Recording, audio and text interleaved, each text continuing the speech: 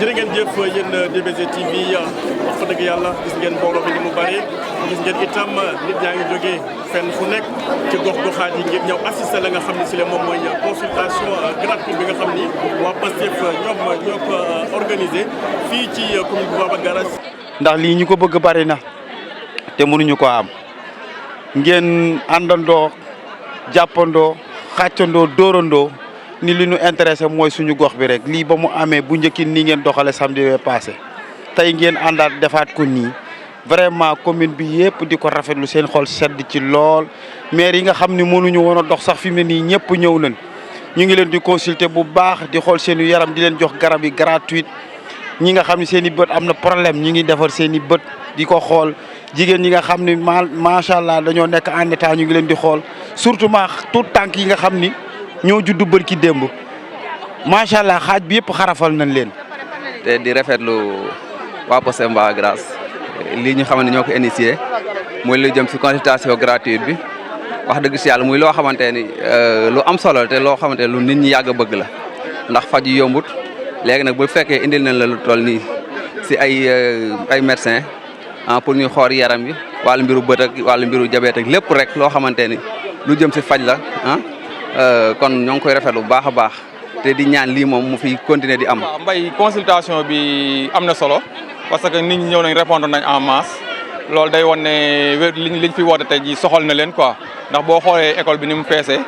nga xam ne nit ñi consultation bi soxal na leen te information bi jàll na fépp fu mu war a jàll quoi. xeetu faj yi fi am bëri na spécialité lu bëri la mën nañ ci lim lu mel ni pédiatrie am na fi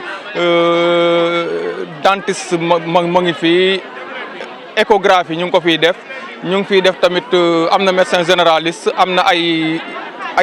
diabétologue yooyu yëpp am na fi quoi am na tamit pédiatrie médecine pédiatrie am na fi donc kon ay spécialités yu bëri di bëree bëri daje na fi quoi loolu tamit day permettre nit ñi mu atteindre cible bu gën a yaatu quoi loolu la. consultation gratuite boo xamante ni dañ ko defal ñun waa Pastef Baba Garage muy suñu commune Baba Garage ñu defal leen gratuitement. consultation pour suñu mag ñi nga xamante ni ñoo fi nekk mën a consulter wu parce que yu mel noonu parfois dafay jafe moo tax ñun waa Pastef Baba Garage ñu jël ci moyens yi nga xamante ni moom lañ amal suñu bopp organiser fi consultation gratuite pour suñu dëkk rien que pour développement suñu réew di ci sant président Bassirou Diomaye Diakhar Faye ci soutenir bi mu ñu soutenir ak son premier ministre Ousmane Sonko. di gërëm ñëpp. parce que li tax ñu organiser ko mooy dañu seetlu ni que ni dëkk bi population bi soxla na médecine bu baax a baax parce que boo xoolee fii ñun poste de santé lañ yor te gis nga jàngoro yi ak feebar yi ni mu demee si jamono ji loolu moo tax ñu def déplacement bi ak dérangement bi ñëw ba fii pour jàpp ci journée yi quoi. Ma première réaction par rapport à cette journée c'est vraiment une totale fierté pour tout le monde. Pour toute la population même de Baba Garage, du fait que vraiment la santé n'a pas de prix. On dit que la santé n'a pas de prix. Sur ce, vraiment, nous sommes très fiers de cette journée de consultation et nous remercions aussi ceux qui ont vraiment beaucoup œuvré pour que cette journée se fasse dans les meilleures conditions, quoi. C'est juste c'était ça. Toute la population de Baba Garage est contente de cela, vraiment. Une journée de consultation médicale gratuite ay la yowén journée la boo xam ne bii nii njariñ rek moom lañ ci amee ndax feebar mënta ñàkk mais ñaare di nga gis soo xam ne bii nii sa yaram daf koy laaj muy paj ga mais man ya nga war a mën a wëlbati ko dem ci ay docteur pour ñu faj la man yooyu du fa ne kon boog journée bii ñi nga xam ne bii nii ñoo ko initié ay la yéwén askanu Baba Garage ak li ko wër lépp amal nañ leen njukkal rawatina état wu Sénégal parce que lii ñu def état moo ko war a def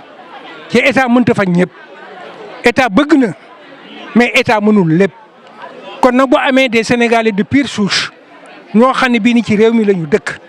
réew mi jàngal leen defal leen lépp ba nu wëlbati ko am seen xam-xam wëlbati ko di ko def ci wérgu yaram ñooñee am ci docteur yoo xam ne bii ni Baba Garage lañ dëkk. mën naa ci citer docteur Fall docteur Ndiaye Diop ñu wëlbati ko également ànd ak seen nattaangoo yu docteur ni ñëw Baba Garage pour faj askan wi ñooñu kenn mënu leen a fay. ki nga xam ne bii ne également dafa nekk un leader politique muy professeur Abdoulaye Diouf nga xam ne bii ne dafa ànd ca ñooñee wëlbatiku organiser journée yi ay la yéwén ñooñu gàcce ngalaama. lii de ak sant yàlla la bu baax di sant yàlla bu baax di sant borom Daaru Musti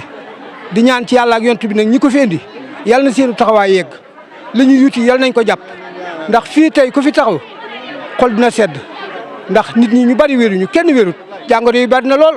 waaye nag kenn ku ci nekk dikk nga te it docteur yi fu ne waa ñu ngi fay dugg boole ko ak yërmande kon nuy ñaan ci yàlla ak yonent bi ñi ko fi indi yàlla na leen sa borom defal jàmm ci barke yonent bi noo ngi ñaan ci yàlla lu ñu yutu yàlla nañ ko jàpp ci barke yonent bi nu nag kenn ku ne xam nga sa morom ndax ku fi dikk rek jàngoro la fa indi te ñëpp sa borom na ko saafara te biir na ma ni ki ko fi indi xolom bu rafet dina tax ñëpp faju bu soobee yàlla. loolu nag li ma ci mën a wax bari na ndax Ablaye day jëm joo xam ne yii dañu koy ñaanal mu yàgg fi te wér ndax Ablaye borom xam-xam la li leer mooy Ablaye nituk nit ñi la Ablaye bëgg na liggéeyam Ablaye day dimbali su sañoon Sénégal gépp am jàmm te li mu yuutu di ko def ci Baba Garage gii la koy jëkkee ndax lijjanti bii mu lijjanti de ba ànd kooki nattu ngoom ñëw ah dañu ñaan ci yàlla mu yàgg fi te wér ñun daal dañ koy ñaanal lu mu yuutu yàlla na ko jàpp ci barke yonent bi. ndax li gën a métti ci àdduna mooy feebar te amoo loo fajoo amoo ku la faj amoo ku la dimbali faj la waaye nag yàlla dimbali nañu état bii fi ñëw tey xam nañ ni askan wi seen jàngoro li ci ëpp doole mooy feebar faju ñu jël lu toll ni ay responsabilités yu mag ñu jël ko muy ay docteur yoo nga xam ni médecin yoo xam ni macha allah kenn ku ci nekk diplôme bi nga war a am nga ko te étape bu nekk nag am na fi li ko dalee ci bëñ biir tànk loxo nopp lépp jébbal nañ docteur yooyu seen i matuwaay yebal leen commune Baba Garage ci ndigalul professeur Ablaye Diouf ak délégation bi mu àndal ak monsieur docteur Fall ñu ñëw Baba Garage nga ànd ak ñoom yow Mbaye Baara depuis Dakar ba ëgg si Baba Garage di jàllale lii wax dëgg yàlla lii ak sant ak ngërëm ak ñaan lañ koy def ndax professeur moom lii rek la bëgg ci Baba Garage professeur li mu bëgg mooy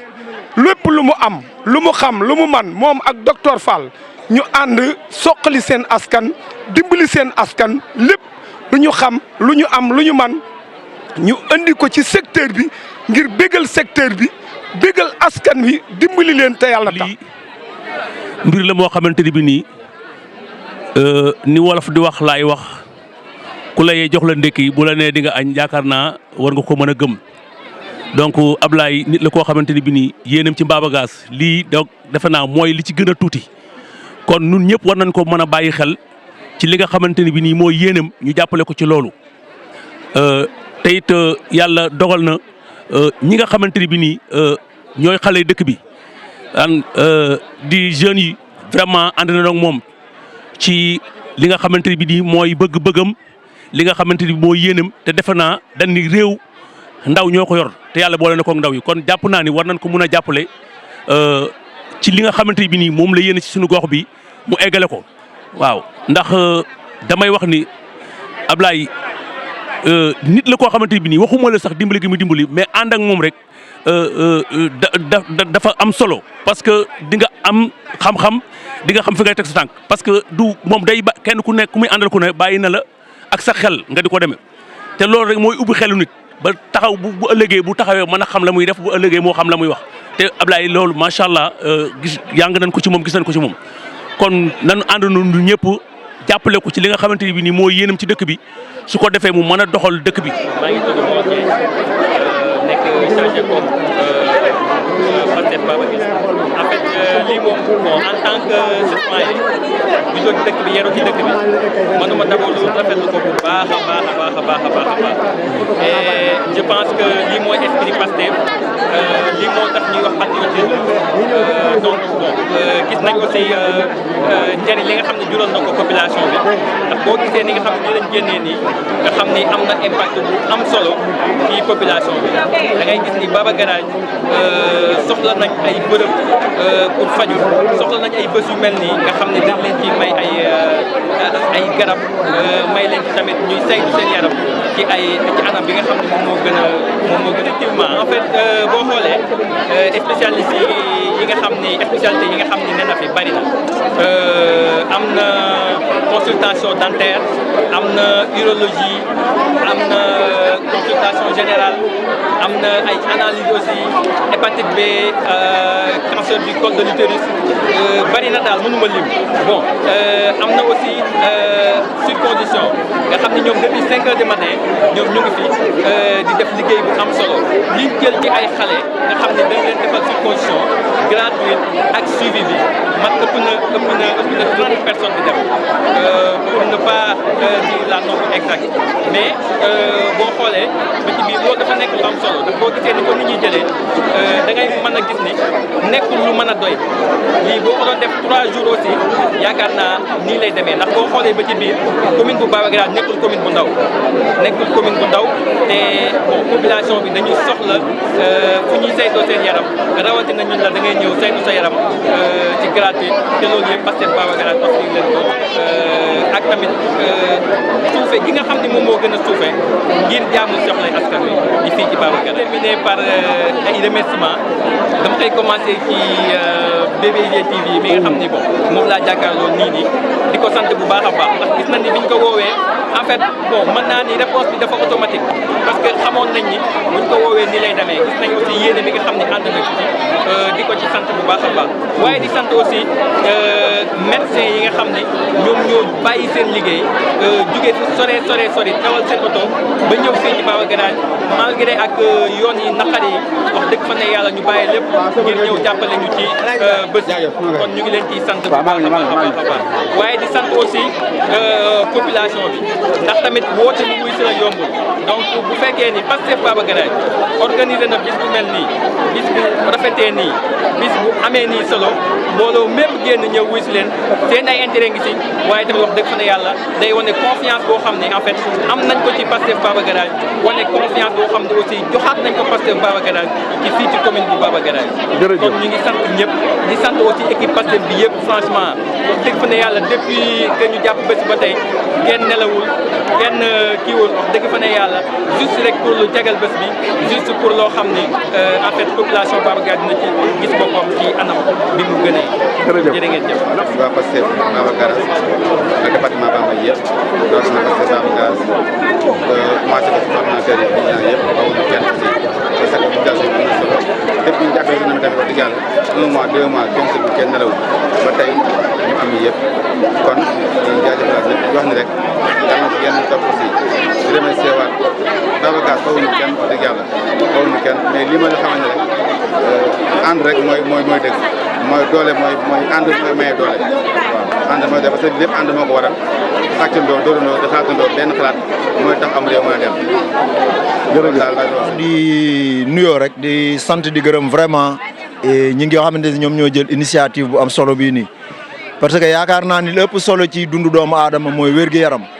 donc képp ku nga xamante ni si tey jii nii da la ko jàpp ndalal dafa la koy yombalal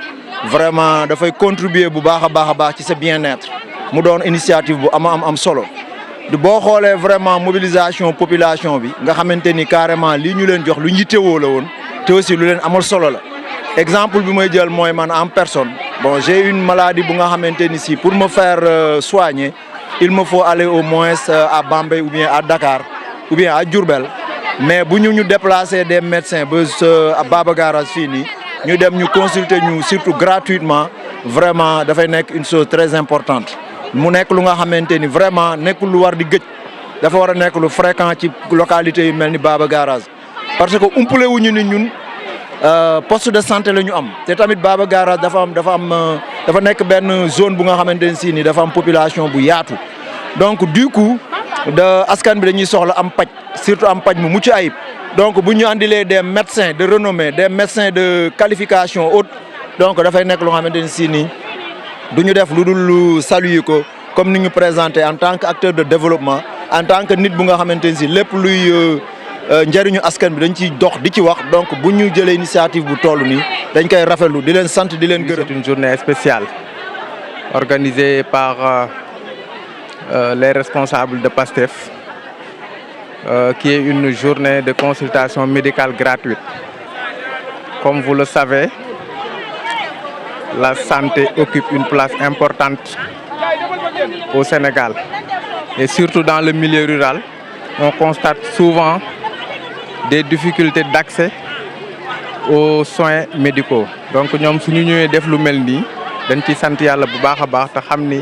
toute la population de manière générale lañ ko defal. Donc ñu leen di remercier de passage ñi nga xam ne ñoo am cette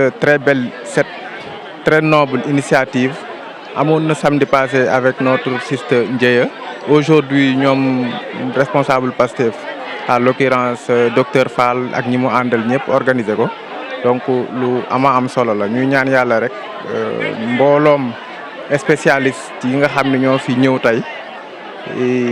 doon ay médecins jógee à Dakar ou partout dans le Sénégal ñëw fi dans le seul but de satisfaire les besoins yi nga xam ni moo fi nekk te santé doon une priorité parce que la santé prime surtout ñoom ñu def déplacement bi ñuy ñaan yàlla defal leen jàmm. mooy Pape Amadou Diagne doon doom ci Assane Diagne nga xam ni moo fi nekkoon ministre de l'urbanisme et de l'aménagement du territoire donc un natif du village. Quand le docteur Fall bi mu ko woowee téléphone yëgal ko consultation générale bi dafa amoon yéene teew fi sànq la am empêchement dernière minute mënatul ñëw mu ni woon naa ko véhiculer son message wax ni mi ngi ànd ak waa responsable Pastef yi organiser tout ça de tout cœur di leen ci jàppale di leen encourager dans cette dynamique di xamal leen ni lii ñu def nii moom lañ ko defal mais toute la population bépp koo xam ne originaire nga ci Baba Garage rek moom nga ko defal. di ci kontaan rek. mébét bu baax la parce que boo gisee ne éducation ak santé ay compétences transférées la te lu metti la daal ci population yi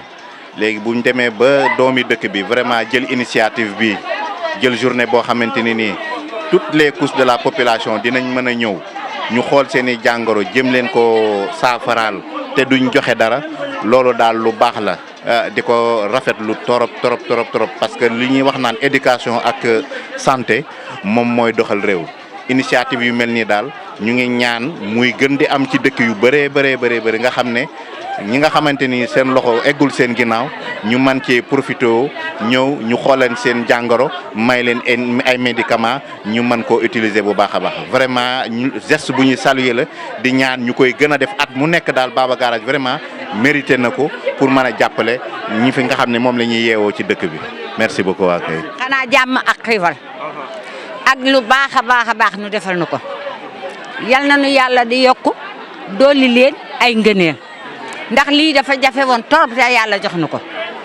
xale yu andil nu ko bëgg seen ndey faju ak seen baay ak seen rakk yi ñëpp faju nañu garab yi doy na am na nuy xiiwal am na nu wér yal na ci yàlla def jàmm sunu doom yi itam dañ leen di ñaanal fu ñu bëgg a yegg yal na leen fa yàlla yeggale kontaan nañu lool te bég nañu ndax nit bu fajoo doomam a taxaw waaye bu doomam taxawee xolam sedd kon nag yéen ñii nga xam ne yéen a leen fi andi taxaw ci naaj wi tàng wi di nu toppatoo di nu defaral yal na leen yàlla defal jàmm yal na leen yàlla taxaw te jàppale leen ci darajaay Alaaji Malick. man kay lépp lañ ma seetal wax dëgg yàlla ndax moom damaa feebar bët yi opéré naa ko ca Seexul Xaddim jaat wax dëgg yàlla seetaan nañ ko ba jox may tuufaay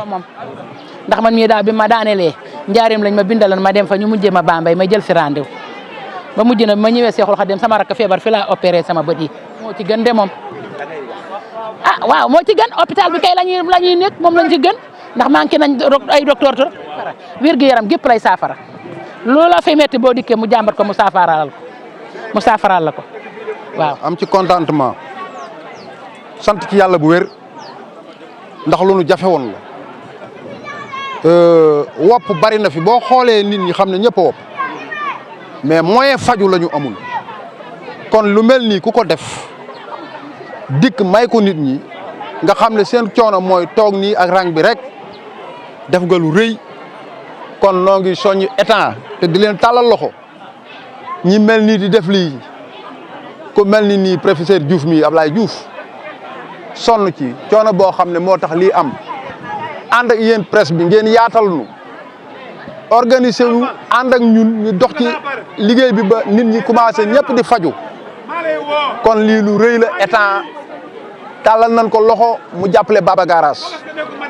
parce que Baba Garage gox la boo xam ne nii ci xolu Bawal la ne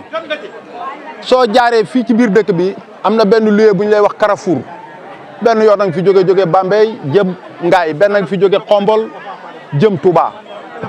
kon muy dëkk boo xam ne nii ku ko jàppale dina dem mais li nga wax ci kaw hôpital moom hôpital dañ ko war a am ndax problème bi mooy déplacement yi léeg-léeg nga gis koo xam ne feebar daf koy song mu gaaw fi ñu lay jëlee di la yóbbu Touba wala ñu di la jëlee di la yóbbu Dakar dafay xaw a sori ci yow ba distance bi lu ne mën naa xew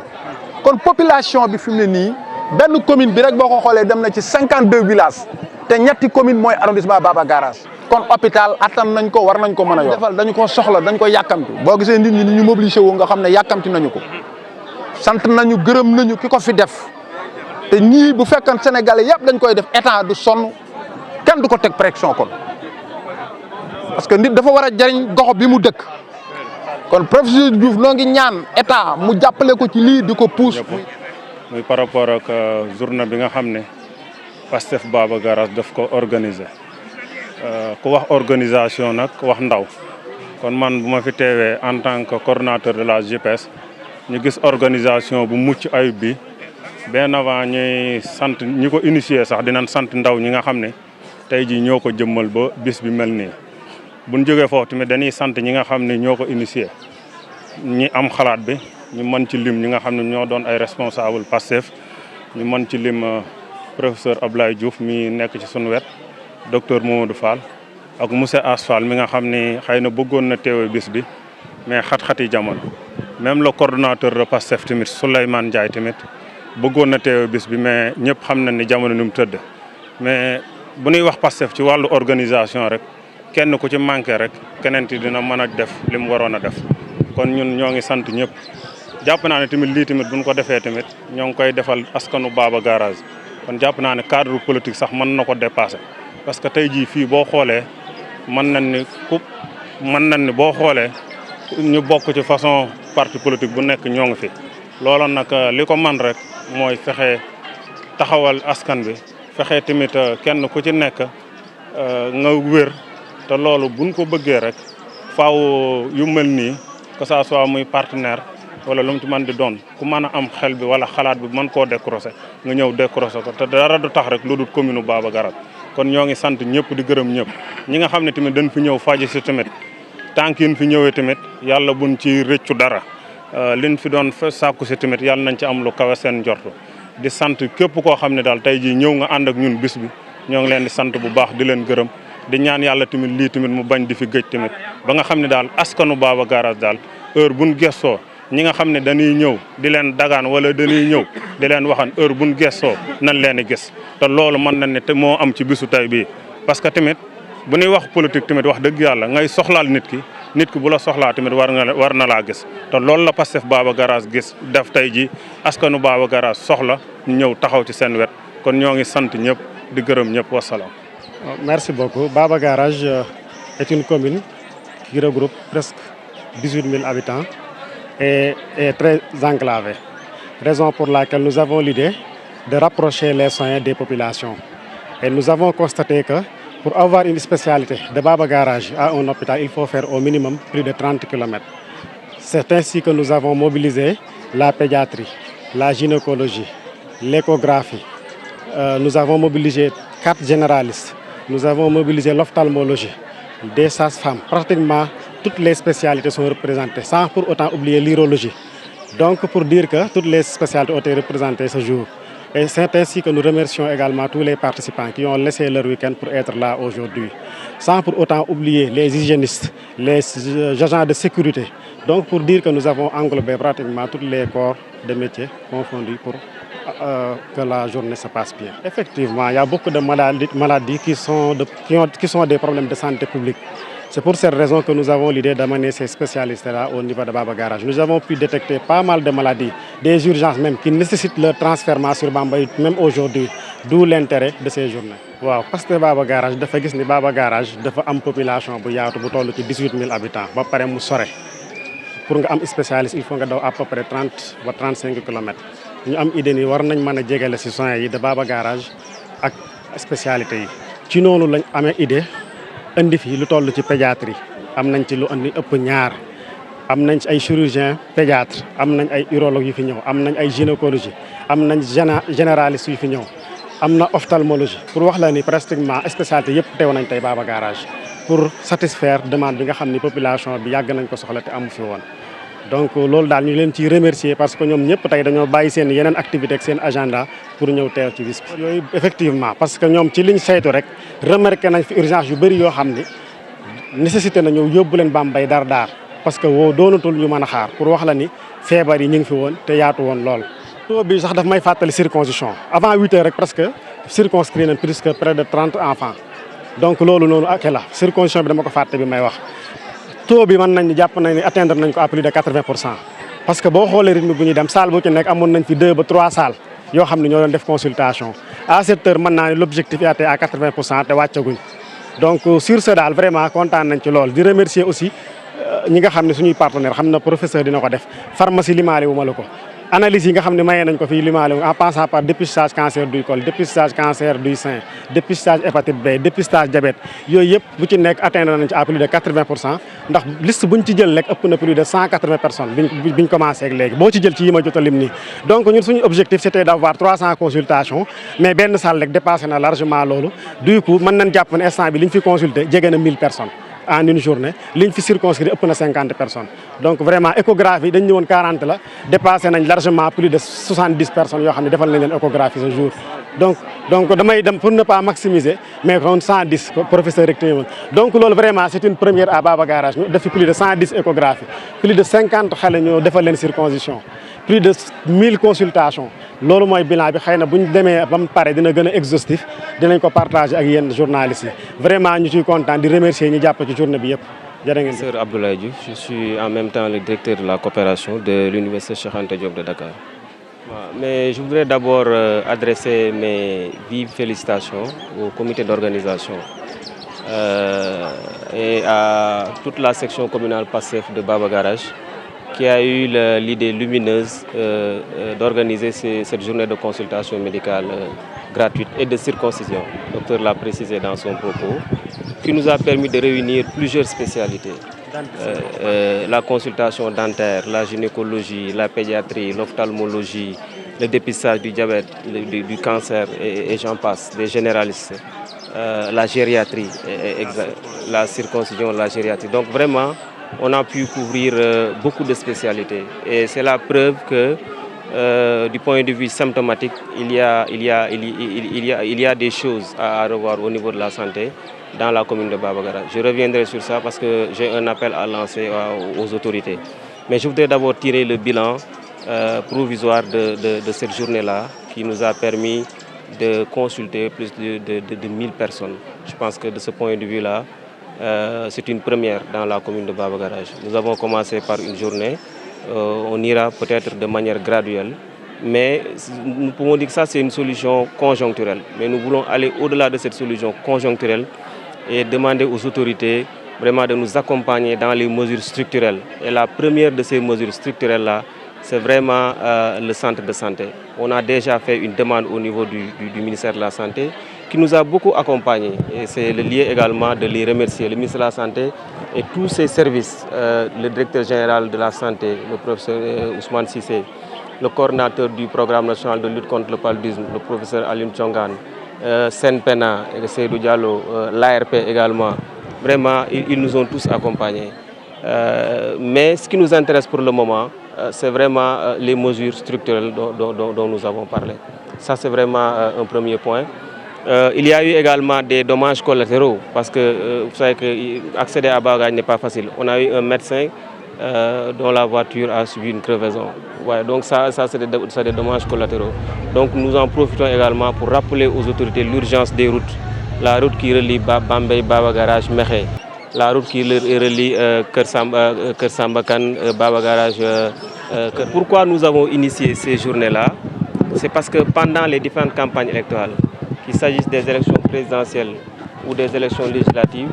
nous avions fait, en tout cas je dis le PASTEF, a fait le tour des 52 villages de la commune de Baba Garage et avait tenté de convaincre les populations de la pertinence de l'agenda de transformation que les autorités ont proposé aux Sénégalais. Les populations nous ont suivis dans cet objectif-là parce que nous avons remporté les élections dans tous les bureaux de vote dans la commune de Baba, aussi bien aux élections présidentielles qu'aux élections législatives. Donc en retour, il nous échoit vraiment d'assister ces populations-là. Et c'est ça le sens un peu de l'organisation de cette journée. Nous l'avons initié pour la santé. Nous avons également d'autres projets dans d'autres domaines, dans l'éducation et dans d'autres secteurs. Donc c'est un peu ça l'idée, c'est d'essayer vraiment d'impacter de manière positive la commune de Babacar. Donc nous avons vraiment d'abord comité d'organisation, madame Pastef commune de Babacar, nous avons organiser ndaje mu melni nga xamni ni set nañ ci ñu bari ci spécialité yu bari xalé yi déjà xarafal nañ fi lu ëpp 40 xalé mag ñi aussi ñi ngi leen di set pédiatrie ndaw ñi ngi leen di xol jigéen ñi gynécologie ñi ngi leen di xol ophtalmologie bët yi aussi urologie donc bàyyiwuñ dara wax dëgg yàlla donc ñuy jaajëfal médecins yi nga xam ne ñoo dagg seen yité ñoom it ak Baba Garage ñëw fi ni mu naqare ñëw ànd ak ñun bis bi di remercier aussi autorité ministère de la santé le ministre de la santé en personne ak ay services am maanaam directeur général de la santé waa PNLP waa ARP waa CNPENA vraiment ñoom ñëpp accompagné. On a aussi distribué ay moustiquaires imprégnés loolu aussi dañ ko fàttee wax ci bilan mais suñu waxee PNLP rek yaakaar naa nit ñi dañ comprendre que ni derrière am na ay distribution de moustiquaires imprégnés. Donc bu ngeen gisee nag ñu sabab bis bi mooy bi ñu toll woon ci élection présidentielle yi après élection député yi aussi dañu waroon 52 villages yi nga xam ne ñoo nekk commune Baba Garage waxtaan ak askan wi. xamal leen njariñ li nga xam ne nii président de la République ak premier ministre ëmb nañ ko ci këyit gi nga xam ne moom lañ tënk pour fas yéene doxal réew mi. bi ñu wëree campagne wax nit ñi nit ñi aussi fekk si ñu ci loolu parce que ñaari élection yëpp 52 bureaux de vote yi fi nekk yëpp Pastef daf ci teg loxo. kon jaadu na nag bu loolu jàllee Baba Garage ñun ñi fi nekk ñëpp te ngeen gis leen ñëpp jël fi kàddu ñi doomi Baba Garage dëkk ci gox bi ñu xool ñoom it yan pexe lañ mën a def. ba maintenant ndam loolu am jeexital ci askanu Baba Garage ni ñu ko defee ci santé noonu lañ ko fas yéene defaat ci yeneen secteur lu mel ni njàngal meek leneen ak leneen ak leneen waaye dama bëggoon profité ci lii aussi fàttaliwaat kilifa yi problème wu yoon wi parce que déjà médecins yi sax ñi ci ñëw am na ay du ci am ñoo xam ne seen pneu dafa crevé donc yoon yi moom lu ñu yitteel la parce que affaire bi c'est une vision holistique am benn secteur mënul dem bàyyi moroom tey fi ñu toll bu ñu fi amoon centre de santé sax te amuñu yoon it day gis ne jafe-jafe yi day gën a yokk donc yoon yi ñoom lu ñu yitteel la yoon wi jógee Bambey jaar Baba Garage dem Mexe yoon wi jógee Touba Toul jaar Baba Garage dem Kër Ngànna vraiment lu ñu yitteel la donc ñu ngi ciy profité aussi di leen xamal ni nii ñi ngi xaar daal vraiment ñu baral dox bi xam naa ñi ngi ci waaye mu bar parce que am na ci travaux yoo xam ne dafa arrêté woon donc loolu aussi ñu ngi ci profité aussi di lancé waat kii beneen bi nga xam ne yitteel nañu mooy problème centre de santé Baba Garage depuis 2019 bokkoon na ci priorité ministère de la santé seen outil de planification yëpp plan bi mi ngi ci donc ñi ngi ñaan ministre bi vraiment loolu mooy doléance bi ñu ëppal importance parce que li ñuy def nii ay solution néggandiku la rek waaye ñun suñu yéene mooy am solution boo xam ne day sax dakk du dakk maanaam ñu fexe Baba Garage am centre de santé yaakaar naa bu fi centre de santé amee yoon yi sotti nekkin wi dina gën a jàppandi ci commune Baba Garage